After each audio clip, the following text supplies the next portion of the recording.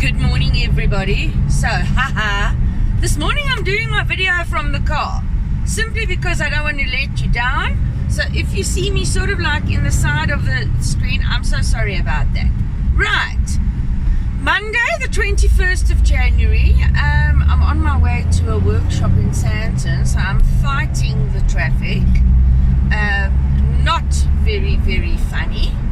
But yeah, the joys of living in Gauteng, and I think in any country in the world there's peak hour traffic, so we shouldn't feel that special. What I want to speak to you about this morning is where ticketing in travel came from originally. And this is now for all the new babies in travel, the interns, and also the people that have only been in travel anything between 5 and 10 years. Most probably don't know that when in the days when we were dinosaurs, in the days when we only had normal landlines and there were no cell phones and there were no laptops, we had ticket stock. That is what it was referred to. There were four major documents which we relied on. The first was a credit card charge form, which was a CCF, and I do think the newbies might have still have heard of a CCF. Then we had a MCO, which was a multiple charges order. And then we had 2-stage tickets and 4-stage tickets. Now all these documents would reach us blank, nothing on it. And if you wanted to give somebody a ticket to travel with from Joburg to Durban back to Joburg, you only needed 2 coupons. In other words, you would issue a 2-stage ticket. If you would have somebody flying Joburg, London, London, Frankfurt, Frankfurt, London, London, Joburg, which is 4 coupons, you would use a 4-stage ticket. Bearing in mind that once you've called the airline and confirmed the booking, no computer involved, you had to write the ticket out manually. So you had to be very precise. Your handwriting had to be extremely clear, and if you made a mistake, yes, we had ways and means of fixing it. When you took the tickets, when you arrived at work in the morning, the tickets would be kept in a safe. That was an IATA regulation, which is the International Air Traffic Association.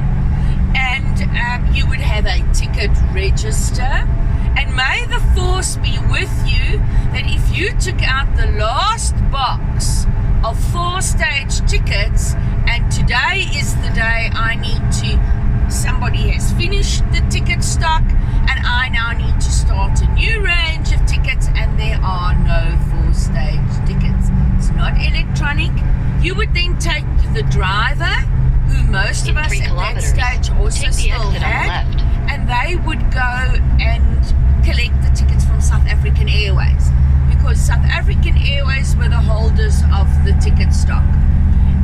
You would validate the same way you issue a ticket today, when you have to say which airline you are issuing the ticket on an electronic ticket base.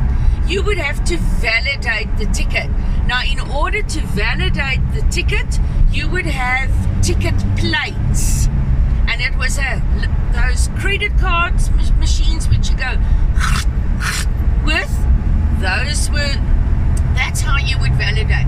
So if the ticket was on SIA, you would validate it on that. You must remember your date had to be right on your validation machine. And Lufthansa, Swiss Air, you had to have ticketing plates for all of those airlines in order to issue the tickets, which works pretty much the same today when we do our electronic tickets. If you do not have ticketing rights to, say, for instance, Singapore Airlines or Qantas You cannot issue that ticket because you do not have the plating carrier in your office. When you take your ticket out, you would have to write in, it was issued for Joe Bloggs on XYZ date.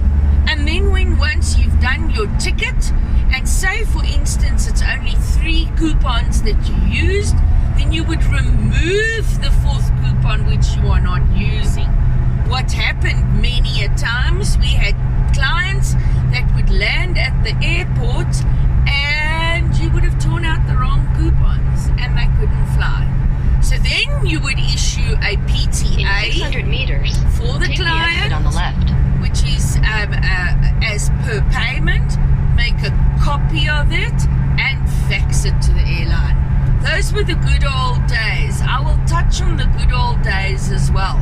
I want to check with my people that are Take not the exit on the left. regular travelers Keep today, left at the fork.